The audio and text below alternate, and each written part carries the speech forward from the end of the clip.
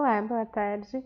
Meu nome é Jennifer, eu sou mestranda em Linguística aqui no PPGL e atualmente eu estou no segundo ano de mestrado, me qualifiquei recentemente, sou orientada pela professora Luzmara Cursino e este trabalho, intitulado A Leitura e os Leitores em Memes, uma análise discursiva de suas representações, é um recorte do nosso trabalho final de dissertação que tem por objetivo demonstrar um pouquinho do que é trabalhado dentro da nossa dissertação numa versão mais final.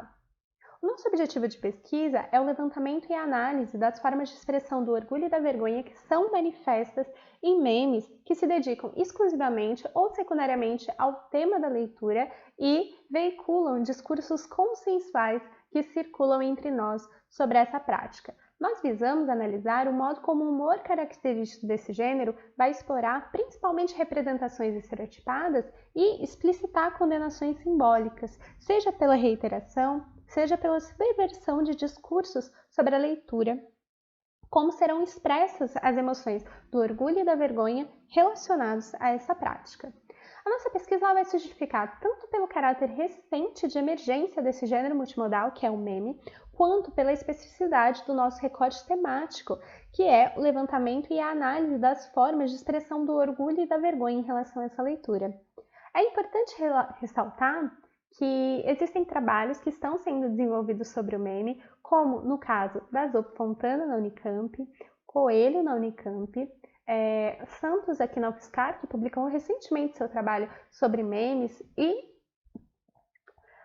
a gramática do design visual. Então o meme ele é um gênero que vem sendo trabalhado nas mais diversas pesquisas e é um gênero que auxilia na compreensão do que está sendo veiculado na contemporaneidade.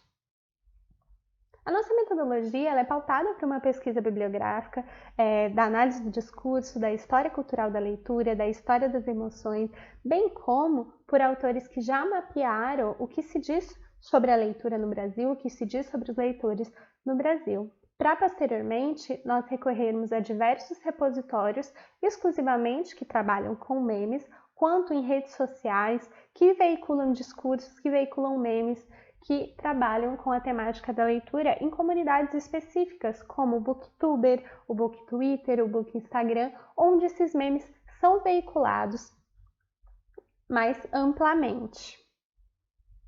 É importante ressaltar que a leitura ela conta com um rol de representações bastante consolidadas, duradouras, consensuais, e dessa forma, o modo como nos interpretamos, o modo como nós pensamos, o modo como nós nos julgamos leitores, eles vão se regular em conformidade com essas representações. Então, essas formas de ser leitor, elas respondem a esses discursos sobre a leitura que circulam dentro da nossa sociedade.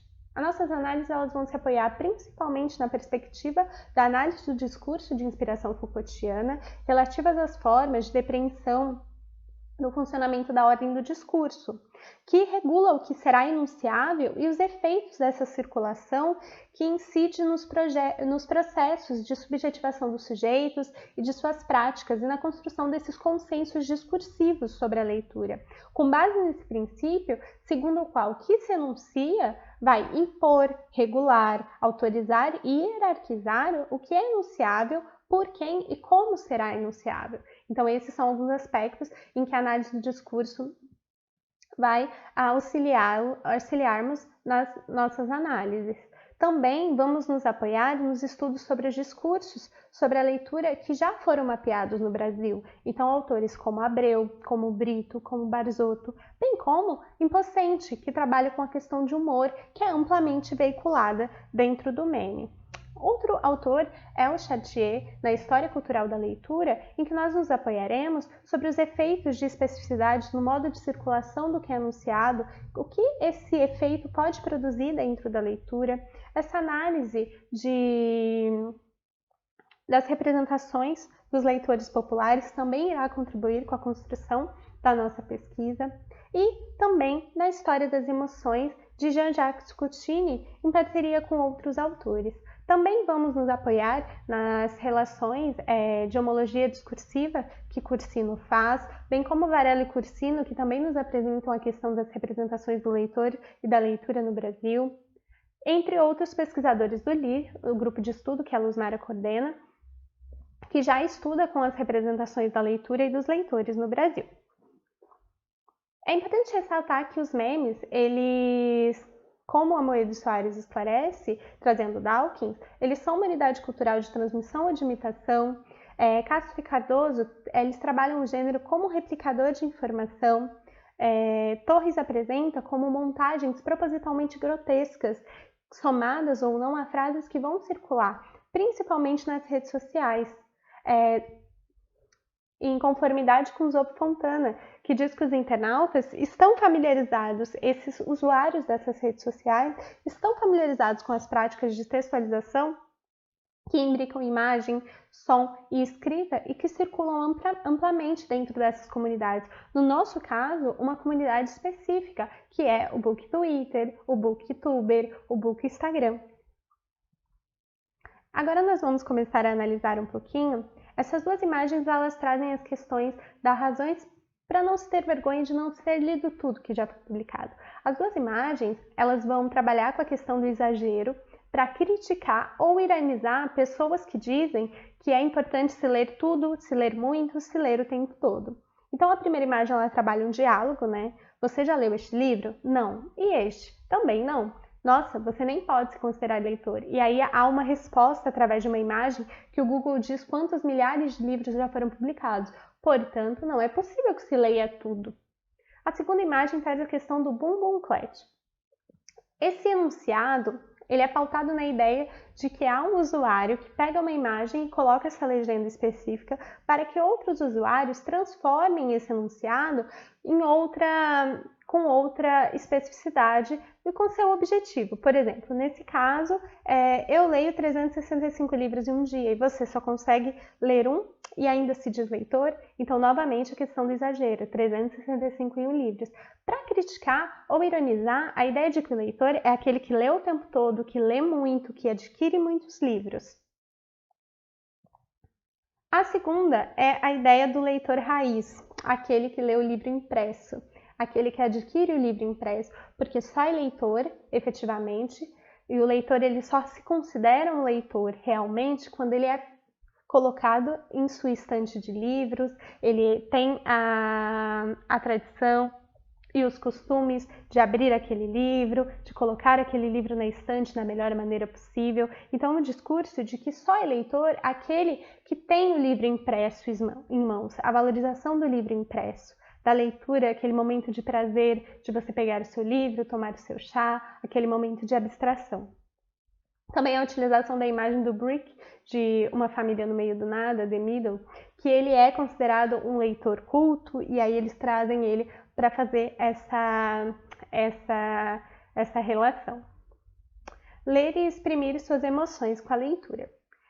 O leitor em si, ele é aquele, comumente veiculado, como aquele que se entrega à história, que se comove, que demonstra sentimentos em relação à leitura. A ideia da leitura por prazer, trazida por Abreu, por Brito, aquela leitura que te comove, que te surpreende. Há também a ideia da leitura em público. A leitura em público ela é feita em silêncio. Historicamente, a leitura ela se transformou numa atividade solitária, no momento em que você lê ali em silêncio, naquele momento de abstração.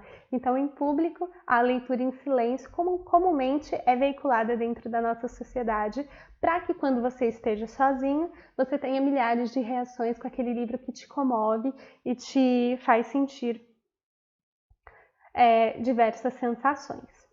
Entre o livro e o filme, o livro é a vedete, a ideia de que o livro ele é passado de forma simplificada e até banalizada quando ele é transformado em filme. Então, a primeira imagem mostra muito isso. Todo mundo curtindo o filme, menos você que leu o livro. Então, todo mundo rindo, todo mundo se divertindo e a pessoa não está demonstrando nem um sentimento de tristeza, ela demonstra o tédio, a indiferença naquele momento, porque aquele filme, ele não condiz com todos os sentimentos que aquele livro se propõe. A ideia do prototípico do nerd, né? O nerd que está satisfeito apenas com o livro. A segunda que é bem interessante observar, Odeio Ser a Chata do livro é melhor que o filme, mas quando vejo já disse o livro é melhor que o filme, sem nem perceber, é a ideia de que é inevitável o livro ser melhor que o filme. Em hipótese nenhuma, o filme será melhor que o livro dentro desse contexto, dessa comunidade de leitura. A terceira é só eu prefiro o livro do que o filme? Sim, só você, única, renascentista, vanguardista, estagiária de Machado de Assis, diferentona, barroca.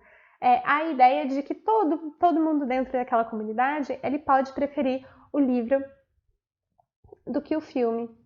E é apenas a pessoa fica repetindo aquele consenso. Como observamos, apesar de alguns memes se manterem fiéis a muitos dos discursos hegemônicos dentro da sociedade sobre a leitura, em alguns casos há a tentativa de subverter certas representações por meio de jogadas de linguagem humorística e também por meio das novas visões sobre a leitura proposta por seus construtores.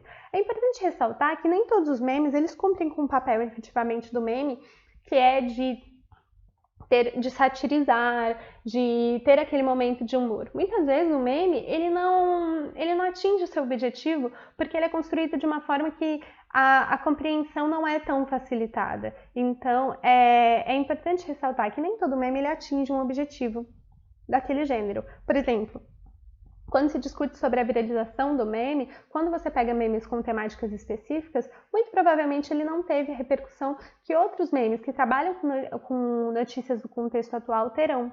Então, o compartilhamento é menor. Então, o compartilhamento ele fica preso a apenas uma parte daquela comunidade que já está inserida naquele meio. Então é isso, gente. Muito obrigada. Aqui estão algumas das referências